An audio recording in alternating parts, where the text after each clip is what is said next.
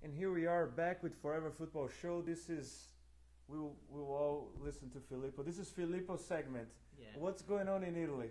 Thank you so much for letting me talk about Italy. You know, it's a nice Liga this year.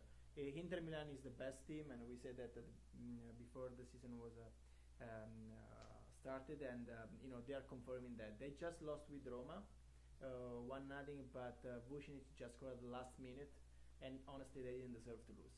Inter is a good team, and they are, in my opinion, they deserve to be with. I guess the Lazio is with the international.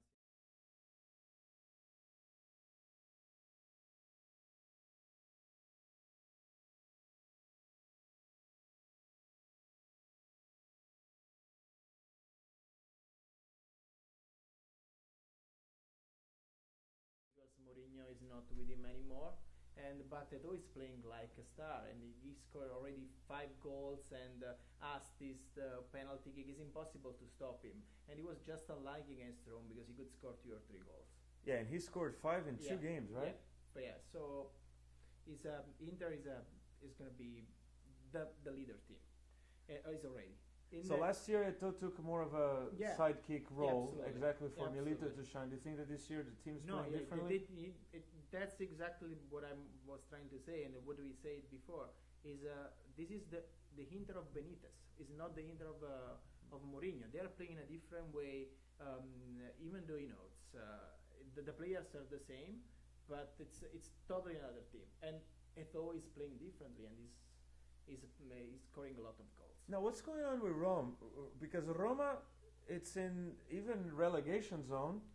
If it wasn't for the win today, they actually had 2 losses, 2 ties, and just today's victory. Yeah, Roma is not playing very well, and actually they lost also in Champions League against Bayern Munich, and they deserve to lose at least 3 or 4-0, and they just got 2 goals. They were lucky, and but Roma is some problem in the you know, with the owner. The owner is trying to. I think that people from Napoli don't like Roma that much. No, we don't. I like think them. Adriano is organizing too many parties there already. Yeah, we don't like them too. We don't like them too much. But that I'm just no.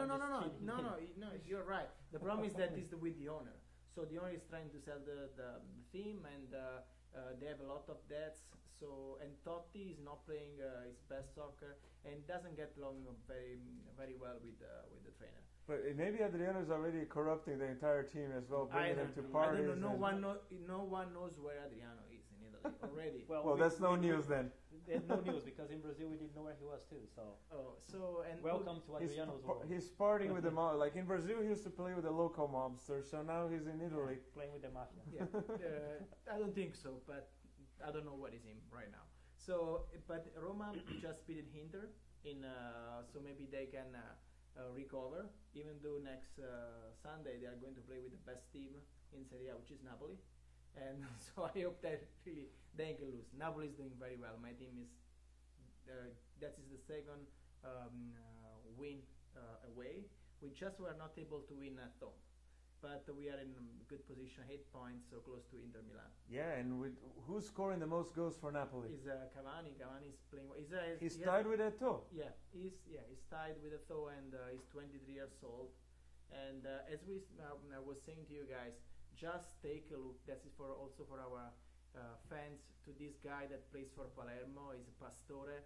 He's playing wonderful in Italy, and Real Madrid has already offered 30 million euros to get in for the next season. I'm happy for Napoli. I think Napoli has such a history and a culture in soccer that we all know around the world that should never be like Napoli has been in the last 10 years. Yeah. You know, Napoli should always be one of the top teams in Italy, and looks like they have come back. You know, Was Cavani in the World Cup for Uruguay? Yeah, he scored the last goal for Uruguay against Germany in the final. Okay. So no, he's a very good player. He's a wonderful player, and we know. I guess we are not going to miss too much Quagliarella. Let's close then with European soccer here with Spain, and this time around together with the usual suspects, Barcelona and Real Madrid.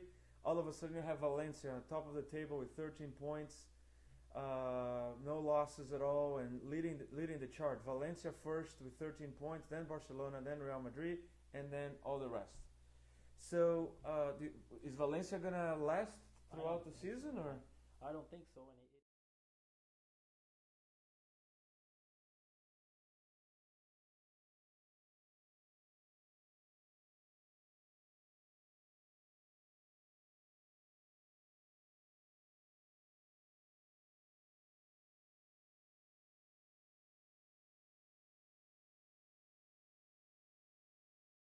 And I don't think so because Barcelona and Madrid have so much good players, so much money to invest, and the other teams just cannot compete at this level. And we have a interesting, people would expect Messi and Cristiano Ronaldo to be at the top of the top scorer list, but we have Neymar, from Brazil, and Forlan, Uruguayan Forlan, leading the charge. And so you have the top scorer in Italy and in Spain from Uruguay.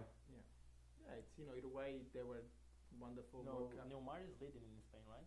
Yeah, and Forlan also at the top. 3 goals. Neymar has 4. Okay. Forlan has 3.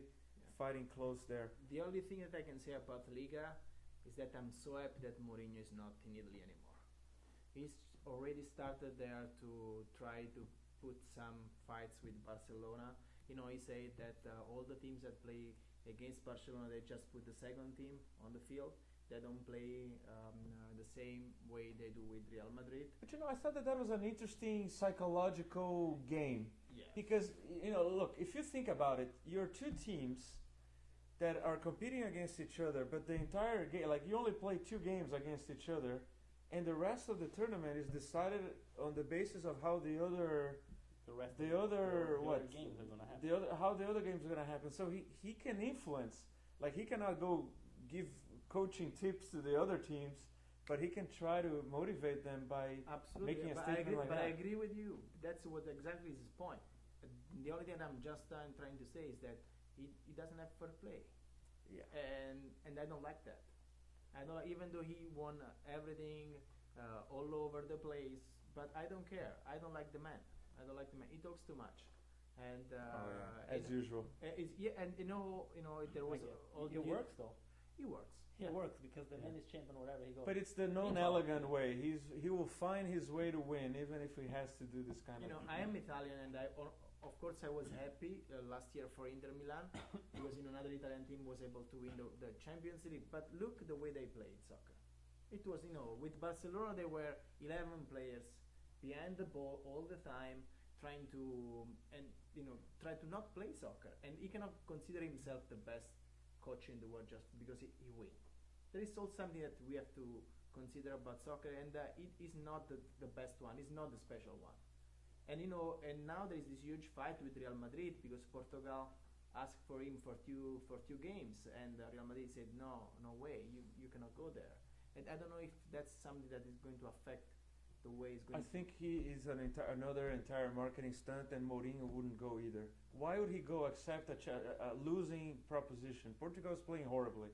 They're not going to qualify. Why he's going to put his name to the test for 2 games? I think that it was an absolutely good decision for him not to. So do you think that he was just showing off?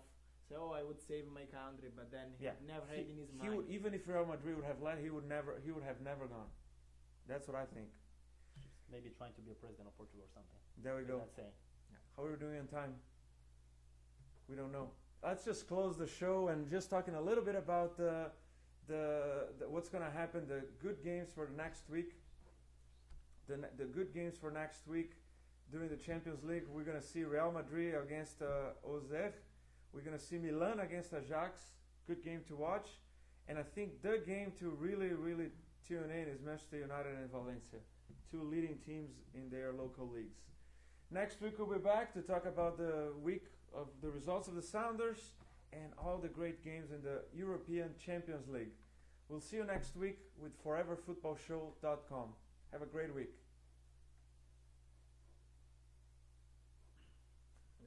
It's just so funny to see, to be on this side. Yeah. I just did. Seisão.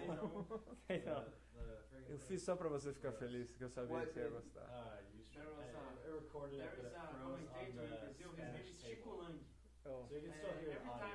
We're looking at the Spanish table for the entire. Oh, you had the tables? they joke made like them this. in the show. Chicos Nostradamus land. Oh, okay. How's So gonna be it's the kind of- That's next impressive. score of It's Corinthians? getting better and better. 9-0 Corinthians. The two-face. 9-0 Corinthians. I'm not even recognizing him because he's not wearing his glasses. I know. Every week He's it's like with that. a paint And face, and the Corinthians voice is like completely this. changed as I know well. it's because he was yelling the entire I can imagine that. I was trying to figure out if it was yelling or drinking, but I figured that drinking was unlikely in a university game. Yeah. No, it could be, but it wasn't. Man.